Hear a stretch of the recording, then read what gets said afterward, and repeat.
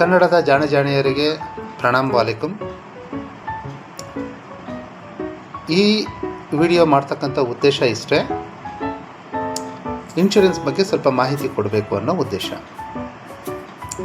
ಇನ್ಶೂರೆನ್ಸಲ್ಲಿ actually 3 ವಿಧ, ಆದರೆ general ಇನ್ಶೂರೆನ್ಸಲ್ಲಿ 2 ಸೇರಿಕೊಂಡಿರೋದ್ರಿಂದ 2 ವಿಧ. ಒಂದು ಜನರಲ್ ಇನ್ಶೂರೆನ್ಸಲ್ಲಿ ವೆಹಿಕಲ್ ಇನ್ಶೂರೆನ್ಸ್ ಅಥವಾ ಮೋಟಾರ್ ಇನ್ಶೂರೆನ್ಸು ಮತ್ತು ಹೆಲ್ತ್ ಇನ್ಶೂರೆನ್ಸ್.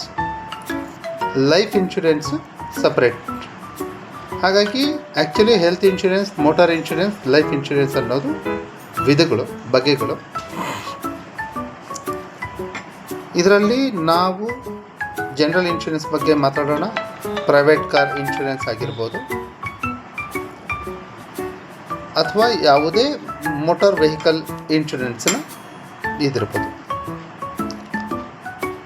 ಮೇಜರ್ಲಿ ಕ್ಲೈಮ್ ಮಾಡುವಾಗ ಅಥವಾ ಕ್ಲೈಮ್ಗೆ ಹೋದಾಗ ತುಂಬ ಪ್ರೈವೇಟ್ ಕಾರ್ ಓನರ್ಸ್ ಆಗಿರ್ಬೋದು ಅಥವಾ commercial vehicle like yellow board vehicles ಏನು ಹೇಳ್ತಾರೆ, ಆ ವೆಹಿಕಲ್ನ ರಿನ್ಯೂವಲ್ಸ್ ಮಾಡಬೇಕಾದ್ರೆ, ಕ್ಲೈಮ್ ಮಾಡಬೇಕಾದ್ರೆ ಏನು ಬೇಕಾದರೂ ಆಗಿರ್ಬೋದು, ಅದು ಅವರಿಗೆ ತಪ್ಪಾಗಿ ಕೆಲವು ಮಿಸ್ಟೇಕ್ಗಳು ಮಾಡ್ತಾರೆ.